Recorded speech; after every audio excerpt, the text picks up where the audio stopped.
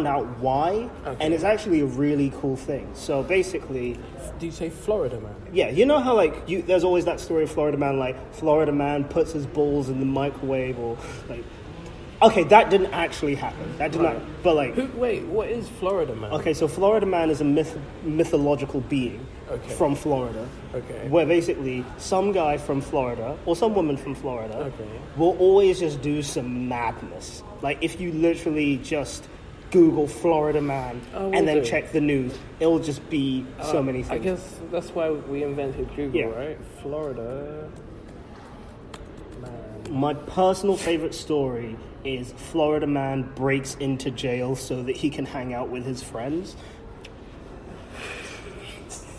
So it says here that Florida man is an internet meme popularized in 2013. That rhymes. In which the phrase Florida man is taken from multiple unreleased news articles describing various actual people who hail from or live in Florida. The meme calls attention to Florida's supported notoriety for strange and unusual events. Interesting. Yes. And they get really, and they honestly get crazy, and they never really get old. Okay, so let's read this one. It says 60 times Florida man did something so crazy we had to read the heading twice. All right, cool. Yes, let's figure it out. Number 1. Florida man wears a "fuck the police" t-shirt in court and wins a case. Yes, Florida man. Yes, Florida man. Strikes again. Yes. What? With the swiftness. All right. Oh, man. All right, so number 2.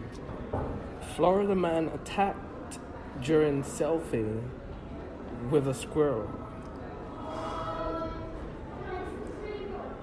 Wait, what?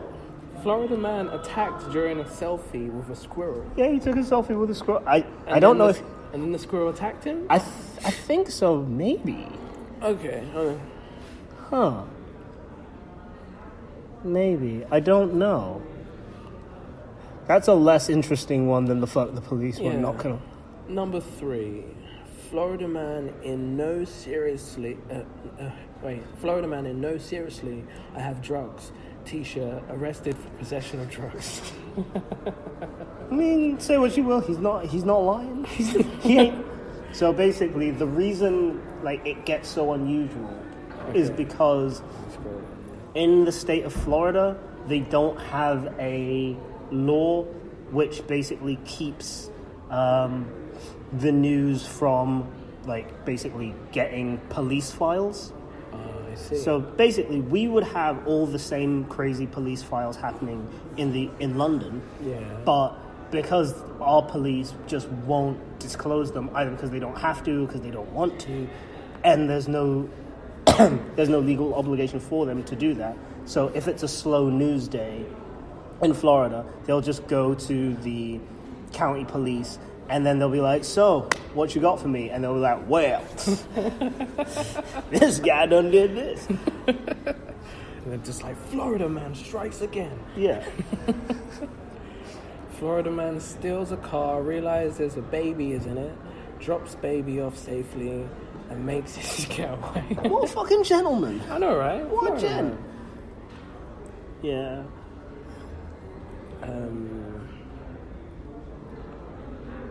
Thousands of gun owners in Florida to shoot down Hurricane Emma. What? This is Florida man. That's Florida men. Florida man gets tired of waiting at hospital, steals an ambulance and drives.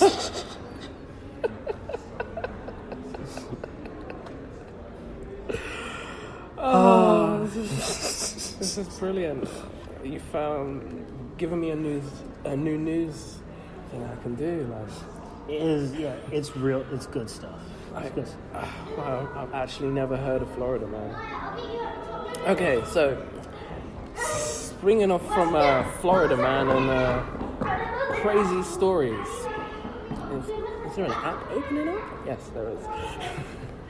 So, a Japanese science professor made students produce MDMA. Yes.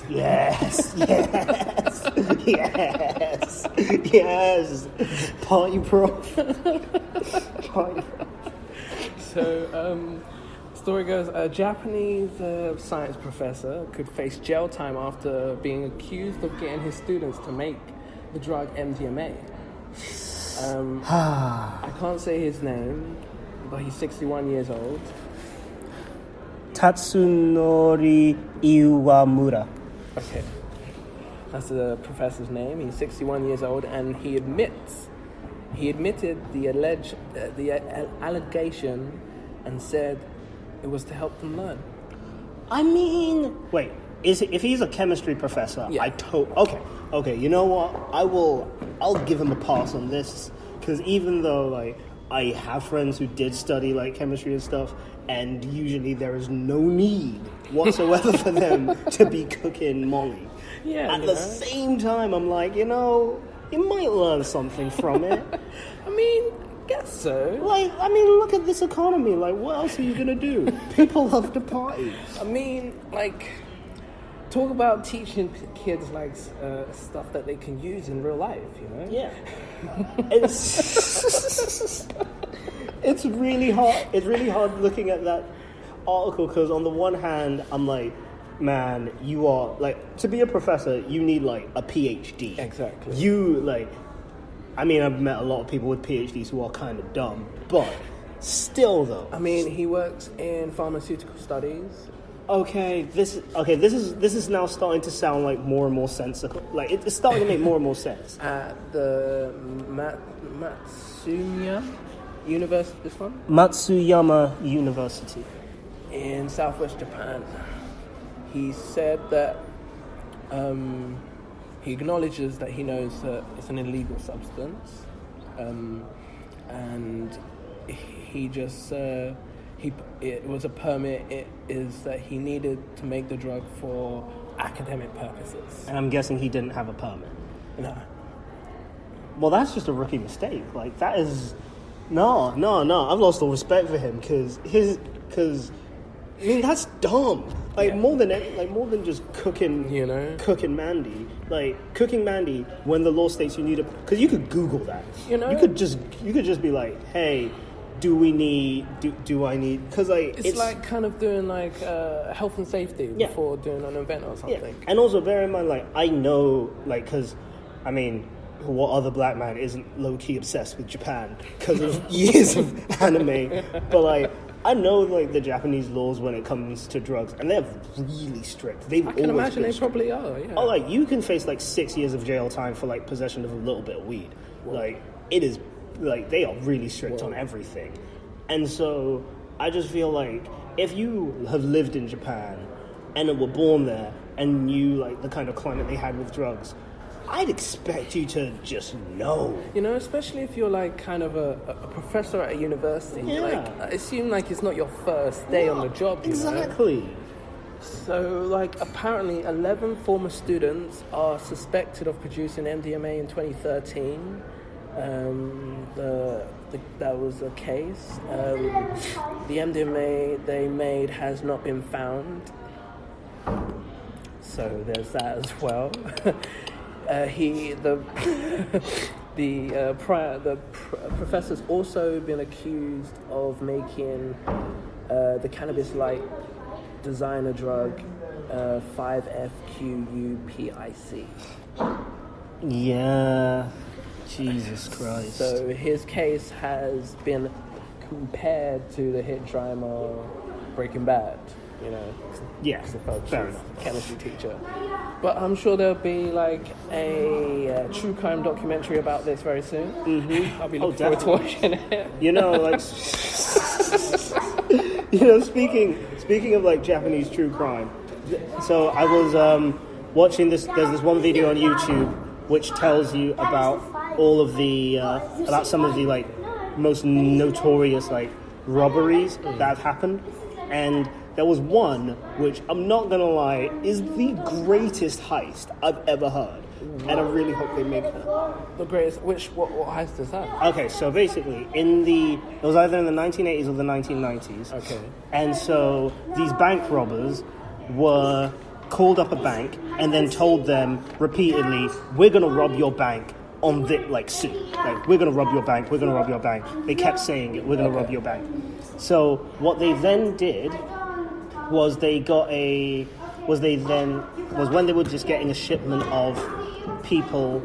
I actually don't even think it was a bank. I think it was a regular company, and they were just saying, "We're going to rob your company." Okay. But basically, when the bonuses and pensions and salaries of like 640 or even more than that employees were being transported, one of the robbers dressed up as a police officer and then said, "Hey, get out the car because, we need to check if this car is suspect." And they thought, fair enough, because we've been calling the police because these people wanted to rob us. Yeah. And then the police officer's like checking it, and then smoke starts coming out of the car, and then the police officer is like, "Get out, run!" And then they all just like run behind a corner because the smoke makes them think the car is going to blow up. And then they're waiting, and then they realize, oh, the car hasn't blown up. Where's the explosion? Where's the police officer? And the police officer's just driven off with the car with all the salaries and all the money. No one got hurt. Nothing happened. And I was just there like, oh, that's good. They still haven't found the guy who did it. Oh, well. I'm just there like, props. I mean, when they maybe find him or like kind of get more lead, like, I don't know, they probably need to find him or like more information. No, they don't need to find him. They made a Madeleine McCann true crime documentary. Yeah. No, they don't need to find him. They could just give you all the information, the groundwork behind hand, and what he may be done, and the criminal analysts of his mind in the concept. Like, but honestly, it is probably my favorite crime story because it's just so simple and so peaceful as well, so polite. What about? I think this was one of the first kind of true crime documentaries, other than Making a Murderer, that I watched. It was the one about the collar bomb. Oh yeah, the one. Oh yeah, I've heard of that one. The pizza delivery guy. Yeah. Yeah, that's depressing. Yeah. that's so I only read the Wikipedia page for that, but it's just when I found out he was just an innocent guy who just got roped into this, and then that's what I mean. The shit blew up anyway. I was just there like, oh, fuck. That's the thing. When the story unfolds, it's kind of like it kind of gives you that question: was he just so innocent in the thing? Because oh, my voice, because he was like smiling in the CCTV. Maybe it's because he thought the bomb wasn't going to go off and stuff like that. But then it's just kind of more about the mastermind behind the scenes of it, like the people who put the job together, and how like one of the guys who was involved in it, he basically told the police that it was someone else, that it was his next door neighbor. And basically the way how they got the jump on it was because they had, I think, the old guy's body. Okay. After no, they didn't, because he blew up.